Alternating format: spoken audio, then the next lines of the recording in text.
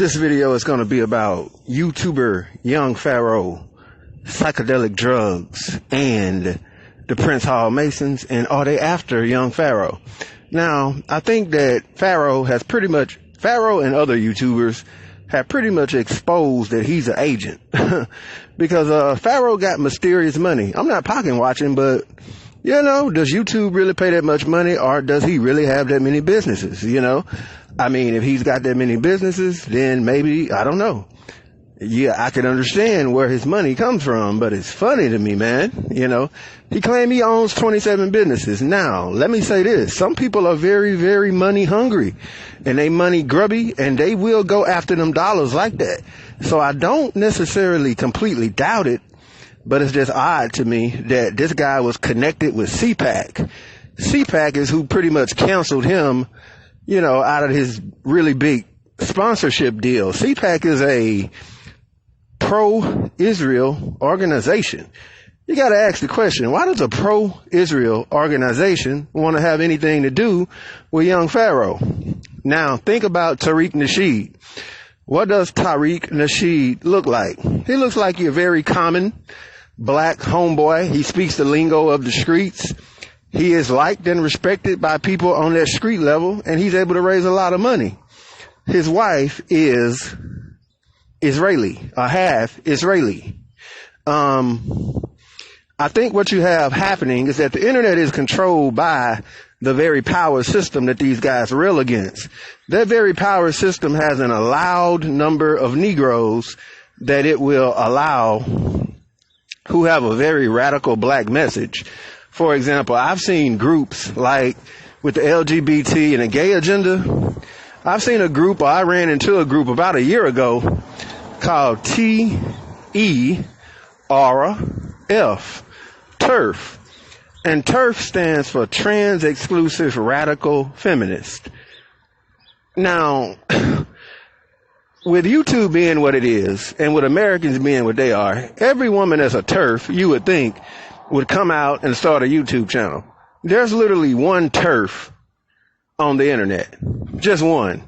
That means that there's probably more than one, but the algorithms are so controlled, they have allowed Negroes or permissible Negroes who they allow to have big channels, especially if that person has a controversial message. Everybody else's channel, like mine, is continually struck down, gotten rid of, and the views are deliberately lowered, and people are unsubscribed who subscribe to the channel. If you click the notification, you're not going to get it, and they will not monetize you. Forget about it. So just being able to spit the message that Young Pharaoh used to spit and still be allowed to go on YouTube for all the time that he was on YouTube would indicate to me that he's an allowed and permissible Negro. Now, as far as the drama going on in his life, he pissed off CPAC, and he pissed off certain rich white people. Look, these people got the power and the money to start finagling around in your personal life. Trust me, they can send Golden Beauty some messages, or they can send an informant through the back door that can tell her, start cutting up. Don't worry, we got your back. Just identify him through his relationship. And that's what happens with so many black men. As to the reason why, if I were a public figure, I would have my wife dressed up like a Muslim in a hijab, and she would be sitting her ass down somewhere out of sight. I'm not going to be identified by my woman or my relationship. I'm me. I'm the one with the message. Okay? Because the black community is matriarchal, and it'll completely define you by a failed relationship. Now, let's look into how he's acting. Is he crazy? Is he on drugs? Look, I'm a strong proponent of psychedelic substances, mushrooms, or either peyote. I would highly recommend that you produce it yourself. I would not recommend that you go in the street and buy this from somebody. A street person is probably just trying to make money. They aren't going to teach you how to use them. For example, you can thank me later. If you ever decide to use mushrooms, I've never used peyote, but if you ever use mushrooms, you have to do it on an empty stomach. Or your stomach at least got to be growling, and you got to get a good growl out of your stomach. The more empty your stomach, the better. If you got quite a bit of food on your stomach, they're not going to work. It would be better to produce them. They're not hard to produce. You can produce them with a couple of plastic containers, a water heater, what else? Perlite, vermiculite. You're going to need the spores. And brown rice flour cakes, et cetera, et cetera. You put it all together. I can't sit up there. I'm not going to do it, but I'll tell you, there's instructions on how to do it right here on YouTube. You can go to, I think his name is RV47, Arden 47. Or just look up how to grow magic mushrooms. You'll run into the videos. If I give out my email in the future, I'll send you an email. Or if you want to know, just say you're interested in the comment section. I'll send you an email. But here's the deal, right? Mushrooms are what they call it, vivid imagination substance. Marijuana activates what's called your dopamine, but at the same time, what marijuana does is cut off your oxygen supply. That's what THC does. It cuts off your oxygen supply, or it reduces your oxygen supply. So getting high off weed is really just getting lightheaded. It's what you're doing. You're getting lightheaded. Magic mushrooms operate or activate something else very deeper, much deeper, way deeper than that. They activate your highly imaginative, very, very lucid, vivid mind, your vivid imagination. You know, like you may imagine or you may think of certain things, but magic mushrooms will absolutely cause those things to appear with your eyes closed and sometimes even with your eyes open. About 5 to 7% of people that do magic mushrooms for the first time pretty much lose their minds and go crazy. Or either they lose their mind within a few weeks of using them. But if you don't lose your mind within the first few weeks, then you should be okay. Now, let me say this. Anybody that cares about you will talk to you first and will tell you, listen to some things. Carlos Castaneda, who was a botanist from California, who spent about 10 years with Don Juan, a Mexican shaman that taught him life, taught him power. Carlos Castaneda has audiobooks right here on YouTube. That's a Latino name, Carlos Castaneda. He has audiobooks. You can search Carlos Castaneda and Don Juan, the Mexican shaman, not the Puerto Rican lover. But Don Juan, Carlos Castaneda, Journey to Extialan, Petty Tyrants is another one. And there's also another one called Tales of Power. Read those books before you do mushrooms. You'll notice that a lot of females do peyote. Men tend to do mushrooms. I've never done peyote, so I can't tell you about it, but mushrooms will take you to another dimension. This is some serious shit. This is not heroin, cocaine, or none of that. You really don't get hooked on it. You really don't have the primary hangover that you'll have the next day is probably a bitter stomach. But the experience is worth it. You know, it's worth it. Used correctly, they can open up your highly, extremely conscious mind. Used incorrectly, they can drive you crazy and another person can take advantage of you who has more experience using them than what you do, you know. So you got to be careful. You got to be looking out for yourself, and you got to know what you're doing. You got to put a little research into mushrooms before you use them. I mean, you just do, plain and simple. Nobody that cares about you would just give them to you up front. Like the first time that you use them, I would highly recommend that you not do more than 2.25 grams. 2.25 grams. Anybody tell you to do more than 2.5 grams the first time is a motherfucker trying to get you fucked up and probably doesn't really care about you. You know, you need to work your way up to 5, 6, 7, 8 grams. 5 grams is pretty much professional level. You pretty much know what you're doing at that point. Your mind is open and you really have probably become somewhat of a hippie, you know. But with the Golden Beauty situation, I think that situation will work itself out. You know, it is what it is.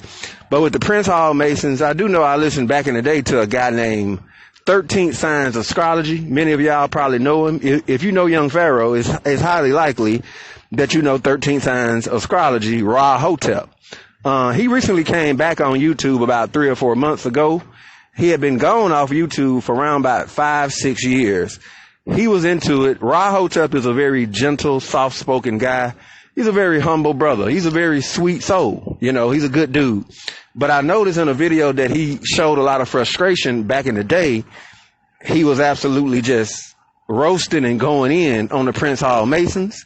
He called them a bunch of self-hating coons. They had no real true power, and they take their marching orders from their white commanders and leaders, you know, that if young Pharaoh, and this is just me talking, if young Pharaoh is involved with Prince Hall's Masons, which he likely is, you know, he speaks that knowledge. He likes to, he likes to engage in the esoteric and the occult knowledge, etc.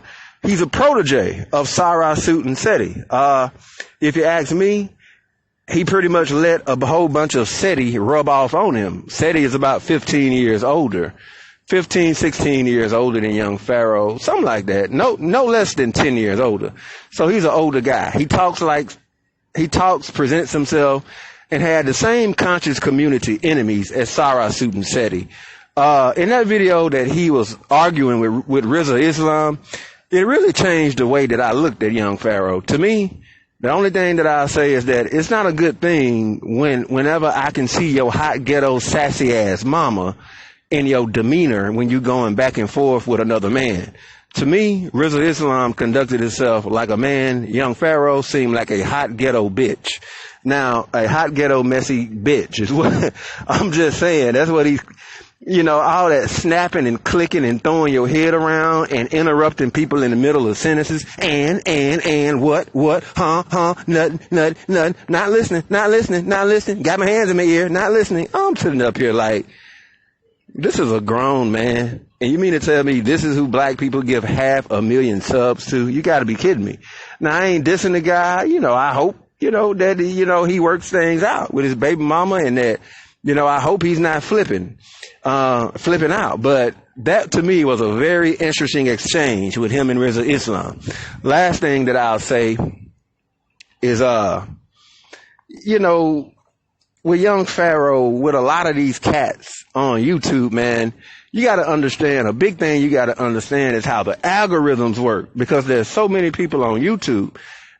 He made a bunch of videos back in the day attacking Nature Boy, and then come to find out, he's pretty much, seems like he's Nature Boy 2.0. What are you doing any different than Eligio Bishop? They both from New York. They're both getting into it. He's not gay. I guess he's not gay. I assume he's not gay. He say he's not gay. But Nature Boy is bisexual, pushes homosexuality and bisexuality. But they both got cult followers, And women are stupid that get into polygamous relationships with these guys. I don't feel bad for women that get into relationships with these guys. I just don't. I mean, as another woman that is typically just lined up, no matter how bad he abuses and beats a damn woman, it doesn't matter. I've seen it time and time again in the conscious community, over and over and over, and not in just the conscious community, because I'm not just putting this on the conscious community, I'm putting this on everybody. I've seen this again and again. Women completely lined up to get with dudes that got all type of children, and dudes that beat on women and have bad reputations. I just don't feel bad for them. There's so many other better men out there, but these women have no interest in any man that's worth a damn. But anyway, young Pharaoh. Like I said, maybe said he can get in his head and get him a little counseling. It does seem that he's quite a bit paranoid with the police at the house multiple times. That's not a good thing. He done kicked the white girl to the curb, screaming about she a agent. Now he's screaming he want Golden Beauty back. Doesn't seem like that he knows what the living hell he wants to do, But it is what it is. I'll go ahead and leave this hot ghetto mess, conscious Hotep hustler to determine his own destiny. And, like I say, listen to all these people with a grain of salt. Shadow ban. I'm out.